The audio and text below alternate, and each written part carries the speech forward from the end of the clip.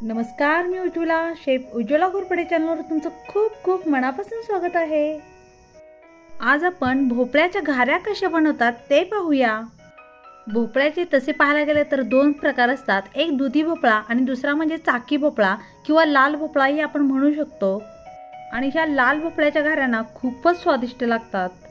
शिवाय प्रवासात सुद्धा आपण या घाऱ्या नेऊ शकतो, 8 दिवस छान टिकतात।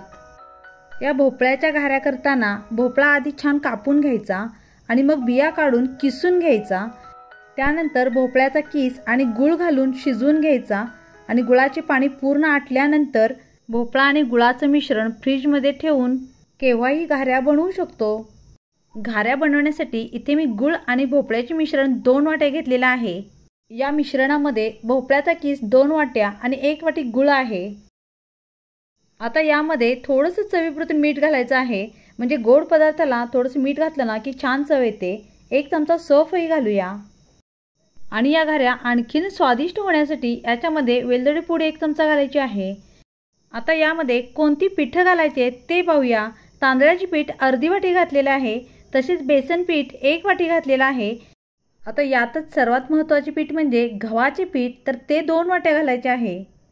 आता हे सर्व मिश्रण एका चमच्याने छान मिक्स करून घ्यायचं आहे। भोपळा आणि गुळाचे मिश्रण पिठांमध्ये व्यवस्थित मिक्स करून झाल्यानंतर हातानेच हे मिश्रण छान मळून घ्यायचं आहे।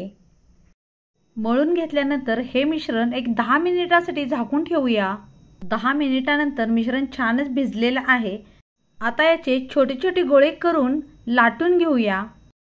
भोपळ्यांच्या घाऱ्यांचा व्हिडिओ खूपच भन्नाट बनणार आहे, त्यामुळे व्हिडिओ शेवटपर्यंत पहा।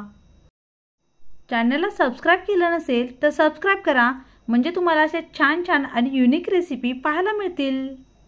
व्हिडिओ थोडा जरी मनापासून आवडला तर लाईक करा आणि मित्रमैत्रिणींना शेअरही करा।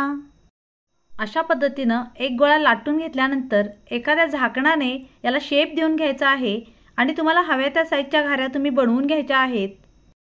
इथे मी मध्यम आकाराचे झाकण घेतलेले आहे आणि त्या झाकणाच्या मदतीने सर्व घाऱ्या बनवून घेतलेल्या आहेत। घाऱ्या तळण्यासाठी तेलही गरम झालेले आहे आणि आता लगेचच या घाऱ्यांना तळून घेऊया। घाऱ्या तळताना गॅस मध्यमच ठेवायचा आहे, त्यामुळे घाऱ्या छान तळल्या जातील। जर तुम्ही गॅस वाढवला किंवा गॅस हाय फ्लेम केली तर घाऱ्या वरून वरून करपून जातील आणि आतून कच्च्या राहतील। अशाच पद्धतीने सर्व घाऱ्यांना तळून घ्यायचे आहे। घाऱ्यांचा संपूर्ण घरभर वास पसरलेला आहे आणि खूप छान स्वादिष्ट लागतात या घाऱ्या। पहा किती छान रंग आलाय आणि किती छान दिसते घारी सुद्धा, अगदी टम्म फुगलेली आहे। आणि तुम्ही या घाऱ्या चहा बरोबर खाऊन पहा आणि कशा लागतात ते मला कमेंट करून सांगा।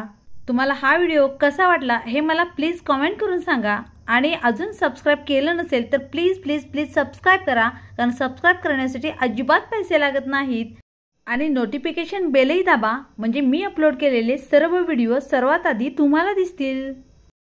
पाहिलं किती सोप्या आहेत ह्या भोपळ्याच्या घाऱ्या आणि तुम्ही या नक्की बनवून एकदा खाऊन पहा, खूपच स्वादिष्ट लागतात।